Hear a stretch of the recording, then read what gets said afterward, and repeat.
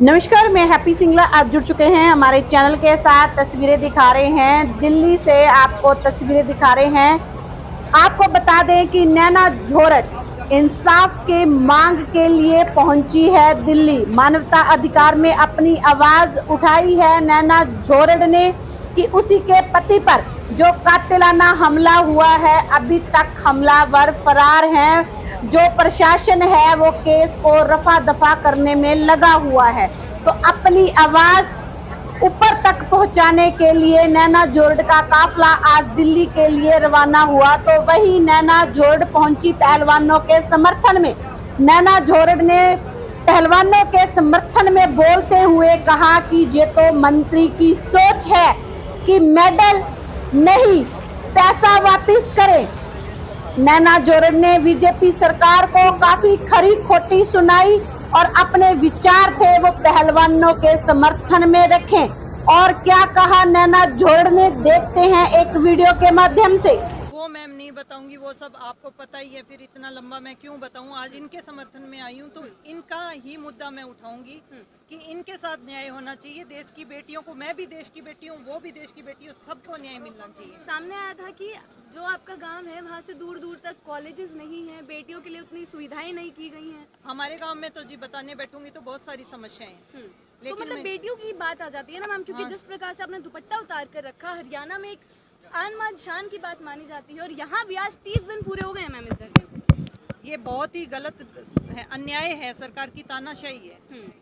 आप अपनी, आपका ही तो, आपकी सरकार का तो नारा है बेटी बचाओ बेटी पढ़ाओ। जो बेटियां आपके लिए गोल्ड मेडल लेके आती है, आपके देश का तिरंगा फहराती हैं, क्योंकि आप दो ही तरह से अपना तिरंगा देश दूसरी कंट्री में फहरा सकते हो। एक तो युद्ध करके और वो जगह जीत के, और एक ओलंपिक में खेल के मेडल लेके आके। तो वो युद्ध वाली तो वो बहुत हो जाता है जी, किसी जगह पे कब्जा करना या उसको, उसमें बहुत जान माल का नुकसान, पैसे का ये होता है। इसमें खिलाड़ी की 100% खुद की मेहनत होती है और नाम रोशन होता है देश का। आपने तिरंगे का नाम रोशन बोला, लेकिन मैम जो ब्रिजभूषण शरण है जिसके खिलाफ आरोप लगे हैं, वो तो मेडल को 15 रुपए का बता रहे हैं। बोल रहे हैं कि मेडल क्यों वापस करना है, करोड़ों रुपए की जो ट्रेनिंग में लगे उसको वापस कीजिए, मेडल तो 15 रुपए में बिक जाएगा। उनकी सोच है मैम। मेडल जो 15 रुपए का बता रहे हैं वो उनकी सोच है। एक जो बच्चा या बच्ची बहुत छोटी उम्र से प्रैक्टिस करने लगता है, अपना खून पसीना बहाता है, तब जाके मेडल आता है एक देश के लिए। 15 रुपए का उनके लिए होगा।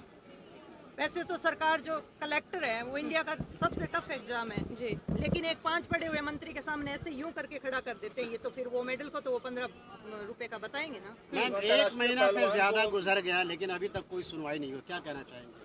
ये कहना चाहूंगी कि जल्द से जल्द सुनवाई करो। आप बेटियों को बचाने की बात कर रहे हो, बेटियों को पढ़ाने की बात कर रहे हो, फिर किस बात की?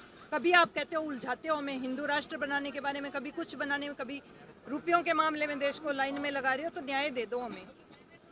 बेटियों को बचा के फिर क्या करोगे? जब बेटियां जो जिंदा है उनको न्याय नहीं दे रहे हो, पेट वालों की आप रक्षा कर रहे हो। आपका कितना समर्थन रहेगा? मेरा किस तरह से समर्थन रहेगा? 100% समर्थन रहेगा। मैं अपने गांव में बैनर लगाऊंगी, गांव में जाके जागरूक करूंगी इस आंदोलन के बारे में। मैम 30 दिन तो हो गए धरने को, आपने अभी हिंदू राष्ट्र का जिक्र कर दिया। मैं ये बताना चाहूंगी कि कई बार ऐसा हुआ कि यहाँ पर ये धरना चल रहा है और इसी के सामने ही कई बार देखा गया कि हिंदू राष्ट्र की मांग करते हुए लोग आए, और उनकी ये मांग थी कि इसी 15 अगस्त को देश को हिंदू राष्ट्र घोषित कर देना चाहिए। ये बताइए मैम, इतने सालों से, 75 सालों से हमारे साल मुसलमान रह रहे हैं, कभी कोई खतरा नहीं हुआ। अब क्या हो गया कि हमारे आने वाली पीढ़ियों को मार देंगे, काट देंगे? इतने साल नहीं काटा, अब कैसे काट देंगे ये? अब उनसे खतरा कैसे हो गया? हम उनके साथ खेले हैं, कूदे हैं, उनके साथ बड़े हुए हैं, उनके घर का हमने खाया, हमारे घर का उन्होंने खाया। अब उनसे खतरा हो गया हमें? जो हमारे पड़ोसी हैं, जो हमारे भाई बंद है, उनसे खतरा हो गया, वो हमें काट डालेंगे? इतने साल तो नहीं हुआ। मैम, समर्थन में आप आई हैं, क्या सरकार से क्या अपील करना चाहेंगी आप? मैं सरकार से यही अपील करना चाहूंगी कि देश के आप मुखिया हो, प्रधानमंत्री हो। प्रधानमंत्री आप एक गरिमामयी पद पे हो, एक बहुत बड़े पद पे हो। आपसे न्याय की उम्मीद चाहती हैं। आप पार्टी लेवल पे मत जाओ कि आप बीजेपी के हो या उसके हो। आप बीजेपी के नहीं हो, ये आप हिंदुस्तान के प्रधानमंत्री हो। तो हिंदुस्तान के प्रधानमंत्री के नाते आप अपनी बेटियों को सुरक्षित करो। अपने देश में जो भी महिला या किसी के साथ, किसी भी तबके के साथ अगर अन्याय हो रहा है तो उस अन्याय को आप खत्म करो। आप एक बहुत बड़े जिम्मेदार पद पे हो, आप राजा हो, हम प्रजा है। मैम, आखिरी सवाल, आपका जिस तरह से मौजूदा सरकार है, अभी की जो मौजूदा सरकार है सेंट्रल में बैठी है, नजरिया क्या है आपका, ये बता दें। मैं तो ये कहूंगी कि सरकार को जल्द से जल्द ये सब खत्म करना चाहिए, क्योंकि अगर ये मुद्दा बाहर जाता है तो हमारी इमेज खराब होती है, सरकार की नहीं हमारे देश की इमेज खराब होती है कि हम पड़ोसी देश के बारे में ऐसे ऐसे बोलते हैं, हमारे देश में क्या हो रहा है फिर।